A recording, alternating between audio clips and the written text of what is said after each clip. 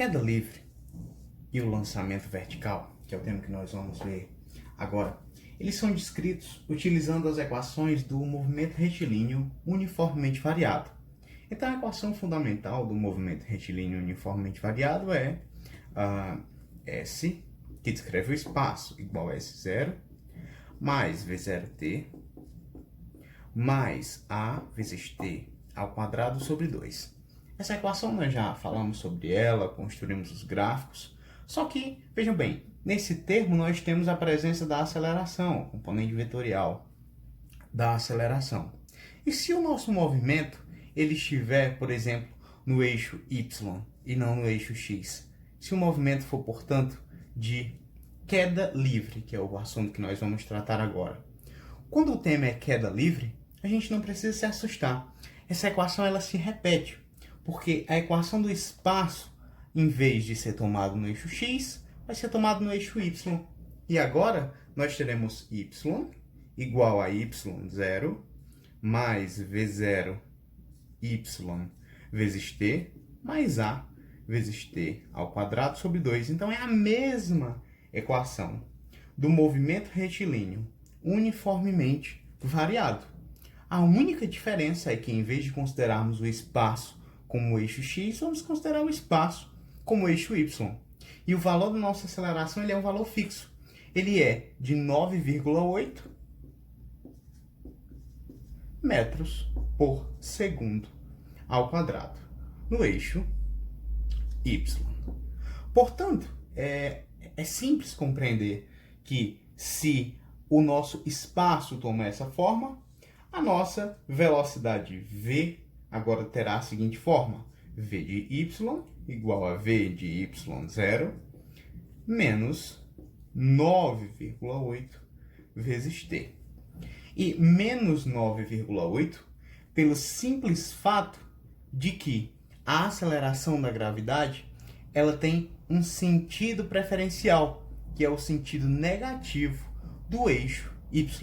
Portanto, tomaremos como menos.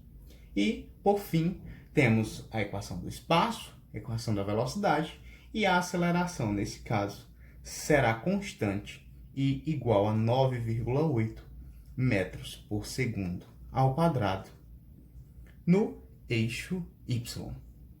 Isso compõe as equações básicas da queda livre e do lançamento vertical. Agora vamos estudar isso separadamente.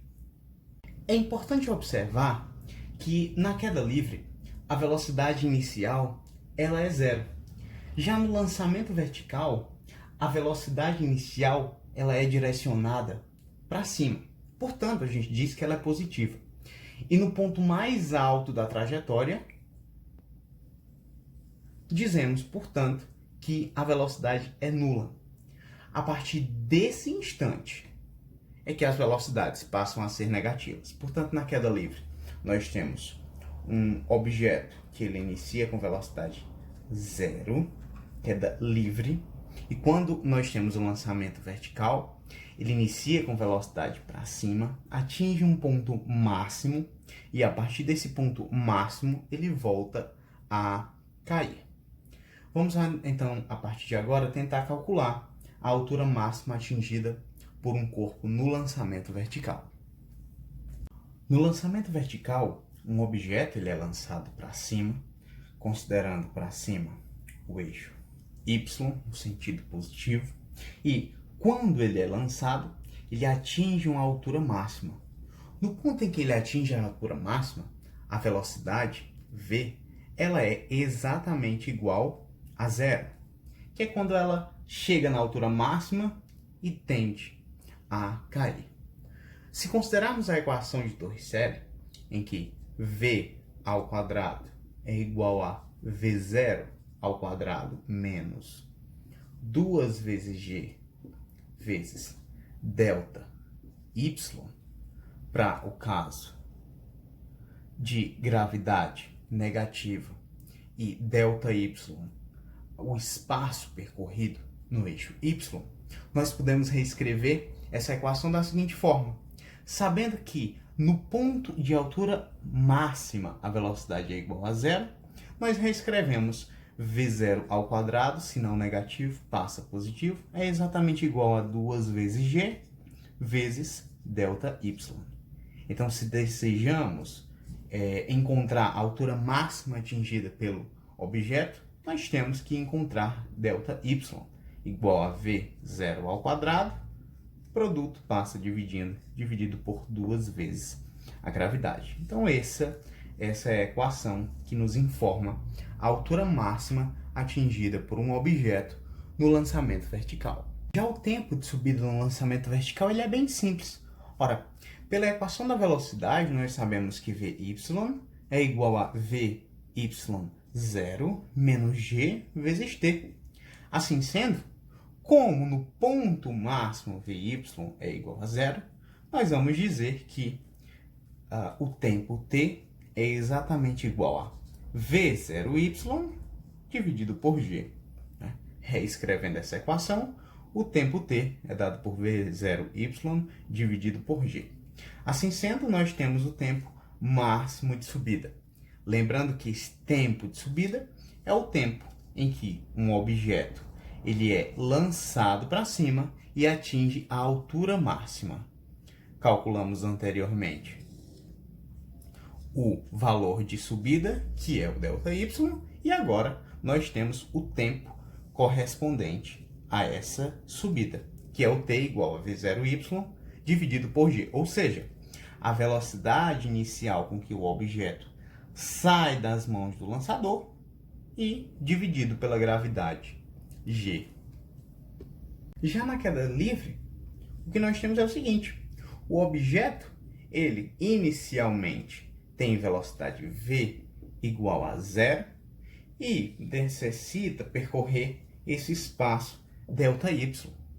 Portanto, nós podemos calcular, por exemplo, a velocidade no solo, ou seja, quando esse objeto tem velocidade v igual a zero e ele está livre, ele começa a cair, ou seja, começa a aumentar a sua velocidade.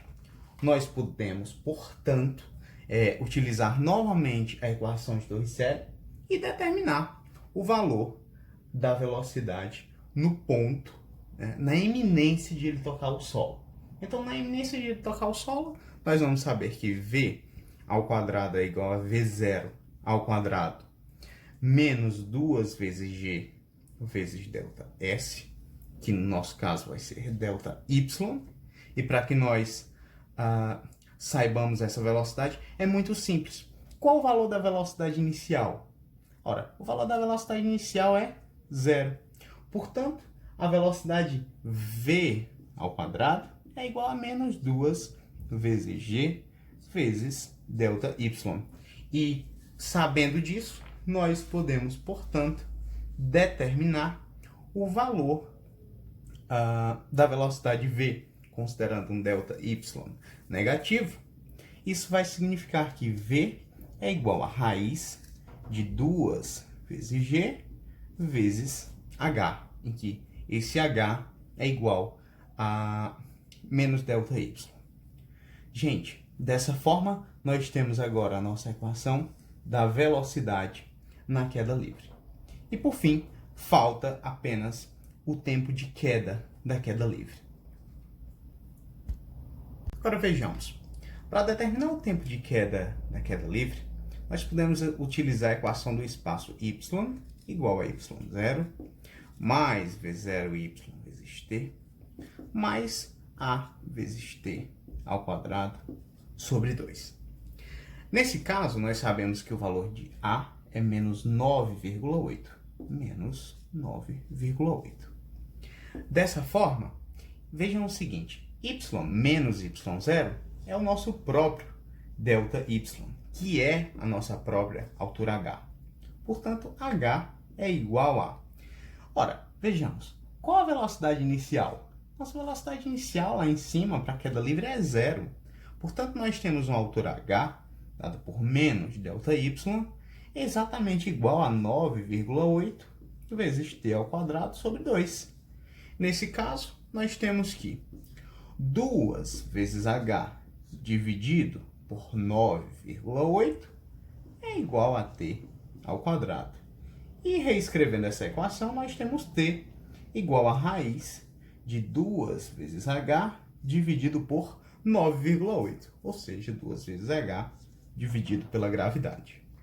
Assim sendo, nós encerramos as equações de velocidade e tempo tanto na queda livre quanto no lançamento vertical. Portanto, no lançamento vertical, nós temos que a altura ΔY atingida foi de v0 ao quadrado sobre 2g. Já o tempo de subida é dado por v0 sobre g. E na queda livre, a nossa velocidade v no solo é raiz de 2 vezes g vezes h, e o nosso tempo de queda é dado por raiz de 2 vezes h sobre g. É importante observar que esse conjunto de equações ele não precisa ser decorado. Você só precisa lembrar as regras do movimento retilíneo uniforme, no caso, o movimento retilíneo uniformemente variado. E as equações básicas que nós já estudamos são aquelas equações do movimento retilíneo uniformemente variado.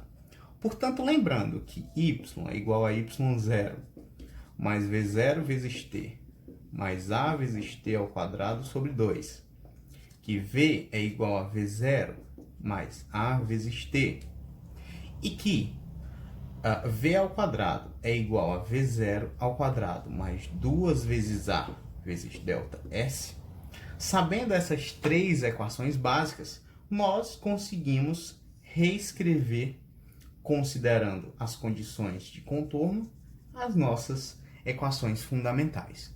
Portanto, é fundamental que se saibam essas três equações que foram estudadas exaustivamente por nós até agora.